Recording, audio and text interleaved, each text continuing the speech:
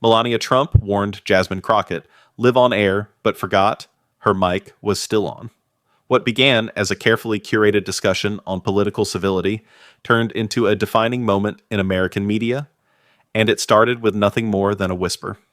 It was just past noon when the cameras went live from WNYT's Albany studio. The panel had been framed as bipartisan balanced and above all respectful. The show's producers had branded it a roundtable on modern discourse, but from the moment the panelists arrived, it was clear this wasn't going to be a normal segment. Then came the entrance that shifted the air.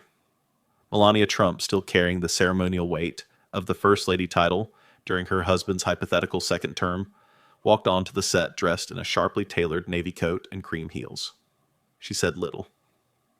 A soft good afternoon to the floor manager, a brief nod to the moderator. But her silence wasn't emptiness, it was intention. 3 seats down sat Congresswoman Jasmine Crockett of Texas, young, sharp, and never one to dilute her truth for comfort. Over the past year, she had earned a reputation for cutting through political theater with unvarnished clarity. And though she never named Melania outright, in past comments the subtext had been clear. Crockett believed some figures in power used politeness as a shield against accountability. The set was pristine glass desks, backlit walls, and no studio audience. Just 4 panelists and 1 moderator, Steve Barkley, a broadcast veteran known for his calm tone. As the show began, so did the subtle chess match. Barkley opened with broad strokes. What does political civility mean in 2025? Can we disagree without disdain? Melania leaned forward slightly, answering in clipped elegance. We should speak with purpose, not noise. Jasmine Crockett blinked, slow, deliberate. Sometimes she replied, noise is the only thing people hear, after being ignored for too long. A quiet ripple ran through viewers. Not a scandal? Not yet. But the tone was set. For 20 minutes, the conversation danced between practiced civility and restrained tension. Jasmine delivered rapid-fire insights. Melania countered with poised, almost studied grace. They didn't interrupt. They didn't attack. But neither gave ground. The turning point came not with a shout, but with stillness. During a segment on accountability, Barkley asked, has the White House done enough to cool rising tempers? Melania answered without blinking, I cannot be responsible for how others react to words, only for my own. Jasmine didn't miss a beat. But silence is a reaction too. The set froze for a half second, the kind of pause that hits deeper than argument. Then came the commercial break. Cameras cut, lights dimmed. Techs moved in with earpiece adjustments and water bottles, the kind of quiet professionals are used to behind the curtain. And that's when the whisper came.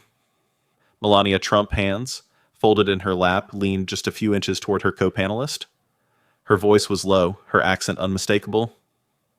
You should be careful who you call out, she said. Some of us never forget. Unaware her microphone was still transmitting the words, landed with the intimacy of a secret and the resonance of a threat. Jasmine turned toward her with a gaze not of shock, but calculation. Oh, she said lightly, her expression unreadable. Is that supposed to scare me? What followed was not a confrontation. Not even a rebuttal. Just a stare. Jasmine Crockett didn't blink. Unbeknownst to either woman, the studio's backup audio system, normally reserved for sync and quality control, had recorded every syllable. In the control room, junior editor Angela Russo heard the line. Rewound. Listened again. She wasn't authorized to act. But she saved the clip. 20 seconds long. Crisp, clear. Not rehearsed. Not deniable. What she did next unraveled the illusion of silence. She sent the clip subtitled and time-stamped to a friend. Within the hour, it appeared online in the most modern of breaking news formats, a shaky screen, recording of a studio monitor. The caption read, Hot mic moment, Melania Trump warns Representative Jasmine Crockett. Some of us never forget. Decide for yourself. The reaction was immediate. Twitter erupted. TikTok spliced it with ominous music and blinking subtitles. Memes poured in, some mocking, some outraged, all captivated. But what made it explode wasn't the line. It was who it was said to. Jasmine Crockett, who had built a brand on unflinching transparency, now found herself in the center of a confrontation that wasn't scripted but felt inevitable. Over 8 million views in 6 hours. CNN looped the whisper in a segment titled "The Sound of Civility." Fox News framed it as protective advice. MSNBC brought in linguists to parse the tone, but the story was no longer about tone, it was about power. And the mic had exposed it. And while media platforms debated whether it was a threat of warning or a misinterpretation, Jasmine Crockett said nothing until a tweet appeared from her verified account. Some people hide behind quiet voices. I don't.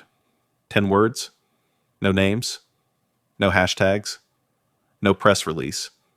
It landed like a lightning bolt. By sunrise, it was no longer just a clip. It was a cultural moment, and Jasmine Crockett was no longer just a panelist. She had become the conversation. As the day broke across America, the clip had become more than viral. It had become symbolic. In Dallas-Fort Worth and beyond, people weren't just watching the video, they were interpreting it, replaying it, reframing it. The phrase "you should be careful who you call out" had been slowed down, analyzed for subtext, and even remixed over protest footage. And in the middle of the media storm was Jasmine Crockett, silent, steady, and undeniably central. Her office's inbox had crashed by morning. Some messages praised her, others warned her, and a few crossed the line into threats. But most weren't from pundits or political operatives. They came from women, from teachers, mothers, nurses, from teenagers who had never watched a congressional panel until now. "You said what I've never been allowed to say," one message read. "My daughter printed your tweet and taped it to her mirror," another said. "Thank you for not shrinking." And while Crockett remained off camera, her team was working overtime.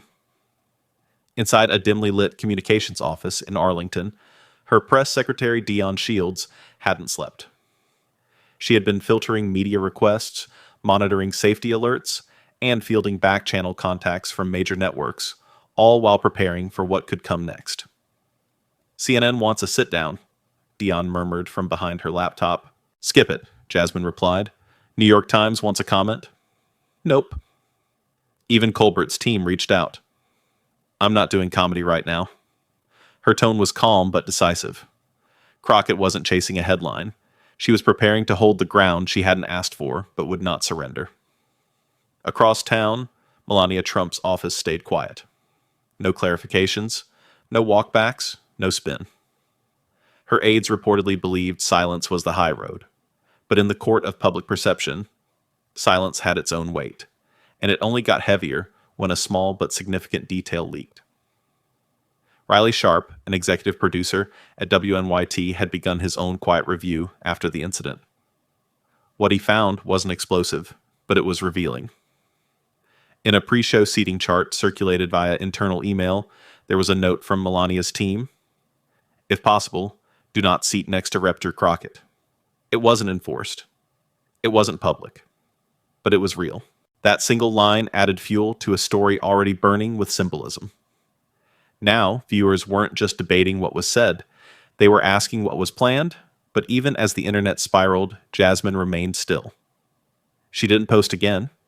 She didn't book interviews. Instead, she wrote. That afternoon, she drafted a letter not to Melania, not to the press, but to the people who had put her in office. It was brief, honest, and handwritten.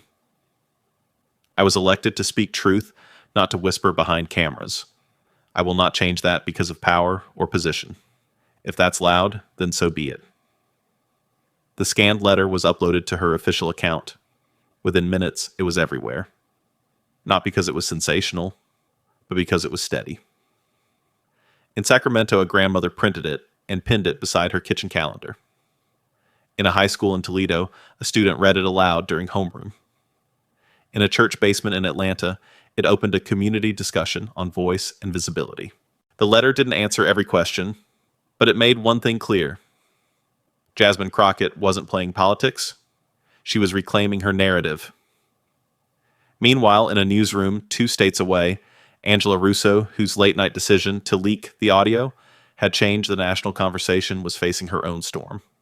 She hadn't planned to be the story. Her job was technical, not editorial. Her editing bay was in the back, behind a vending machine and a flickering fluorescent bulb. But when she heard Melania's whisper, something shifted. She had grown up watching powerful people say one thing publicly and another behind closed doors. Her mother had been passed over for a raise 3 times always, with polite explanations. Angela knew that tone, that just between us tone. And so she clipped it, subtitled it, sent it to one friend, and the rest unraveled from there. Now she was under review. No names had been called out, but a mandatory staff meeting had made it clear someone had violated protocol. Someone had broken the chain. Angela sat quietly in the back as her supervisor said, "This network does not leak." But in her pocket was a text from an unknown number. "Respect what you did. Don't talk to press. Don't trust the silence." She didn't respond. But she didn't delete the clip either, because Angela understood what so many others had now seen. This wasn't just about what was said. It was about who felt entitled to say it and who was expected to stay silent. And for Jasmine Crockett, silence was never an option. The frenzy didn't die down. It metastasized. Every hour brought a new headline, a new angle, a new debate.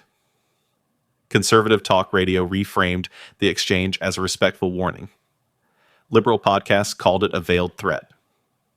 Social media turned it into a theater of metaphors. 2 women, 2 archetypes, 1 moment of accidental truth. But beneath the noise, something deeper stirred. In Washington, staffers began whispering about a previously unreported fundraiser from the year before. Naples, Florida, a private invite-only event held at a beachfront estate owned by one of the Southeast's most influential donors. There were no press, no recordings, just polished silver circulating servers, and discreet conversation. That night, Jasmine Crockett had only been in Congress a few months. She hadn't even planned to attend until her chief of staff insisted. "The room will be thick with power," he said. "You need to be seen." So she went. With a teal blazer, a practiced pitch for community health clinics, and every intention of making connections. What she hadn't expected was Melania Trump. The First Lady rarely appeared without her official press corps, but on that night, she arrived with only 2 aides. Her entrance silenced the room. They didn't speak until dessert, when both women ended up near the same marble bar. Jasmine had said hello first. Polite. Measured. Melania had nodded. "Congresswoman."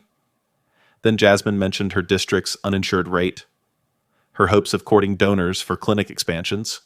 Melania had replied softly, "That is your work, yes. Health clinics." Jasmine remembered the phrasing. "Not important work. Not good work. Your work." "I believe in solving real problems," Jasmine had said. Melania smiled faintly. Some people smile. Some people shout. It does not mean one is more sincere. Then the final line, "If you plan to build influence, maybe you learn which tone the room prefers." Jasmine hadn't replied that night.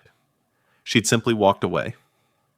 But she remembered every word, and when she saw Melania's name on the WNYT panel lineup months later, something in her activated. Not fear, not anger, just precision. That's why, when the whisper came during the commercial break, "You should be careful who you call out." Jasmine didn't react in surprise. She reacted like someone finishing a conversation, because in her mind, that conversation had never ended. And now, the rest of the country was hearing the second half. In private, the White House tried to downplay the story.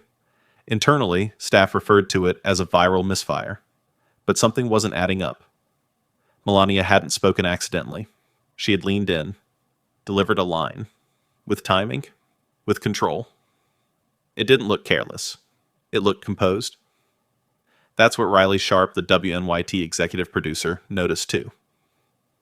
He went back through the production archive, cross-checked emails, and found more than just the seating preference. Melania's team had brought up Jasmine's name months prior.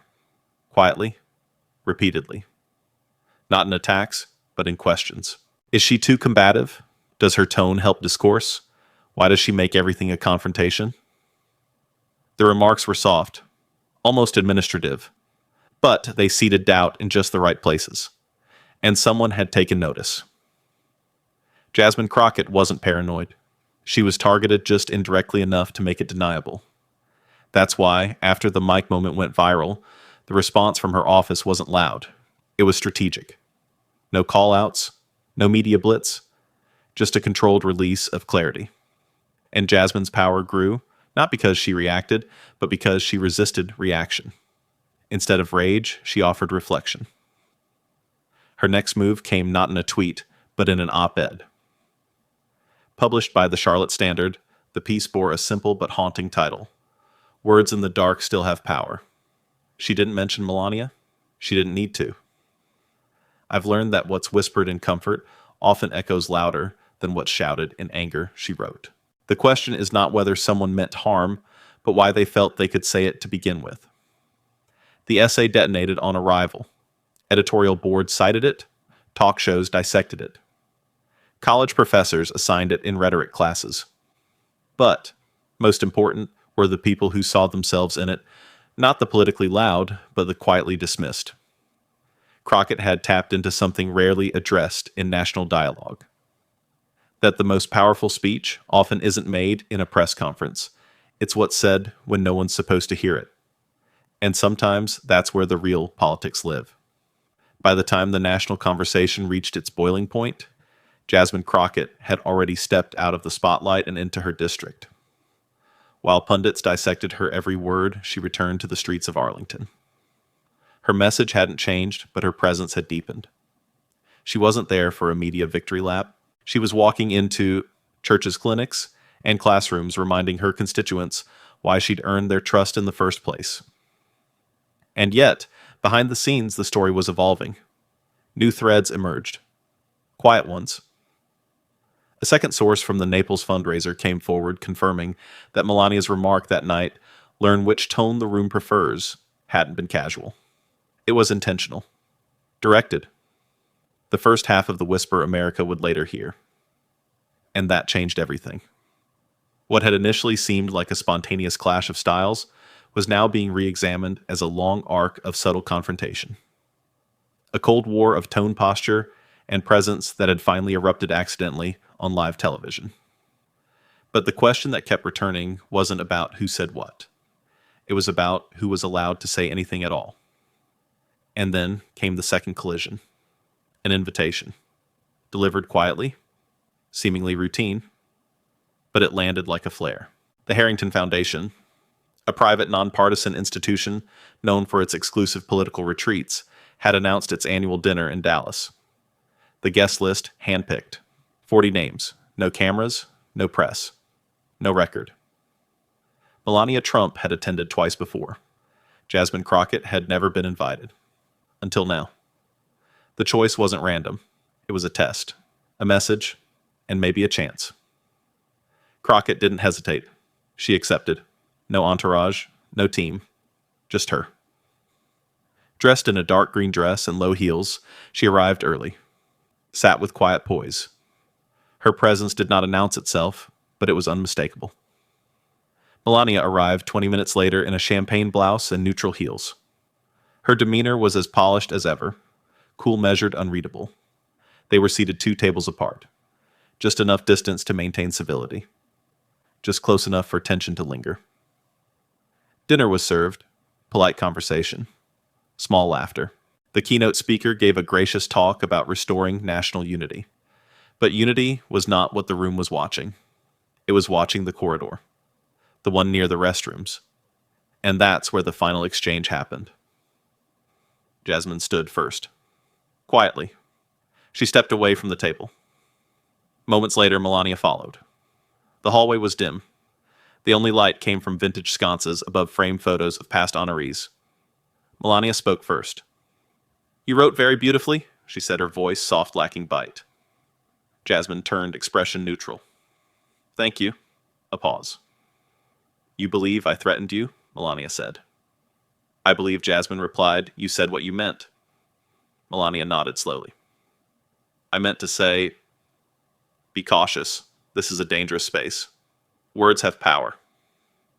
Jasmine stepped closer, not to confront, but to close the gap of truth. And yet your words came when the cameras were off. That's the part that matters. Melania's tone changed softer, but not surrendering. You don't know what it's like to have every move judged, every sentence twisted. Jasmine exhaled, a tired, knowing breath. I do. The only difference is I've never had the privilege of being misunderstood as Grace. And for the first time, Melania didn't deflect. She didn't polish the moment. She paused. I didn't mean to hurt you, she said. Then you meant it, Jasmine replied. Silence. Then something no one could have predicted. I admire you, Melania said. Jasmine tilted her head slightly. That's not the word I expected. I admire what I can't do, Melania continued. You speak without fear. I was taught to survive through silence. Jasmine didn't smile. She didn't soften. But something in her shifted. I'm not fearless, she said. I've just learned that silence doesn't protect people like me. And with that, the space between them dissolved, not into peace, not into friendship, but into recognition. They stood still. No handshake, no hug. Just a moment suspended between two very different kinds of power. Then Melania turned and walked back into the ballroom. Jasmine followed 1 minute later. Neither addressed the moment publicly. No statements. No leaks. Just a silence that for the first time felt mutual. And yet, the world outside buzzed with speculation. Did they talk? Did they fight? Was there a confrontation? Only 2 people knew the truth, but in the hours that followed, the question changed from what was said to why it mattered. Because this was never just about a hot mic. It was about how power speaks when it believes it won't be heard, and how voice can be reclaimed, not with volume, but with clarity. Weeks passed. The headlines moved on. The world, as always, redirected its attention toward the next scandal, the next election cycle, the next name to trend. But something lingered. Not in the news feeds, but in the conversations behind them. Because that clip never really faded. It resurfaced. Quietly. Repeatedly. Referenced not just in political commentary, but in classrooms, sermons, roundtables, and trainings. Professors used Jasmine Crockett's op-ed in communication theory seminars. Community organizers quoted it during leadership retreats. Pastors paraphrased it from pulpits, I will not change because of power or position. It wasn't just the words. It was the shift they represented. That a woman could stand still, unshaken, not by shouting louder, but by refusing to shrink. Melania Trump, for her part, resumed her public schedule. School visits, literacy campaigns, art events. Her press team remained steadfastly silent on the hot mic incident. And yet, according to anonymous staffers, she'd grown more cautious. Not regretful, not panicked, just measured. More eyes were watching now. She wasn't afraid, but she was aware. Because the world had heard something it wasn't supposed to. And in hearing it, they had seen something else. How much weight a single whisper could carry when it echoed through the right silence. Meanwhile, back in Texas, Jasmine Crockett didn't change her message. She didn't harden it. She didn't soften it. She sharpened it. Her next speech on the House floor was not about Melania. She didn't name names. She didn't mention microphones. But she ended with a single line that sent social media ablaze. My voice may bother some, but I wasn't elected to whisper. The chamber fell into stunned silence. Not because it was loud, but because it was clear. That speech, though brief, was the final pivot. The conversation, long spun into chaos, had settled around one simple truth. This wasn't about a feud. It wasn't about a political stunt. It wasn't even about the tension between 2 public figures. It was about presence. Who gets to walk into a room without apology? Who is expected to modulate their tone just to be tolerated? Who can speak freely and who must measure every word? And more importantly, what happens when someone refuses to shrink for the comfort of the room? The viral moment faded from the front pages, but not from the culture. Across barbershops and brunch tables, in group chats, and graduation speeches, the phrase hot mic moment took on new meaning. It became a shorthand for exposure for those moments when the truth slips past, Polish, past protocol, and lands exactly where it wasn't supposed to. Angela Russo, the editor who clipped the audio, quietly resigned a month later. She never admitted she leaked the file. She didn't have to. In a pseudonymous blog post buried beneath layers of anonymity, she wrote, "Sometimes the most honest thing you can do is let people hear each other." It didn't go viral. It didn't need to. Because the work had already been done. The whisper had traveled. Not as gossip, not as scandal. As proof. Proof that what is said behind closed doors still matters. That civility isn't defined by tone, but by intention. That the weight of a sentence isn't measured in decibels, but in consequence. And maybe, most of all, that clarity, not volume, is what scares people the most. Because clarity can't be spun. And when someone speaks it without apology, without armor, without whispering, it leaves a mark. Not a headline. A legacy. In Glendale, Arizona, 2 retired teachers debated whether Melania's whisper was maternal or manipulative.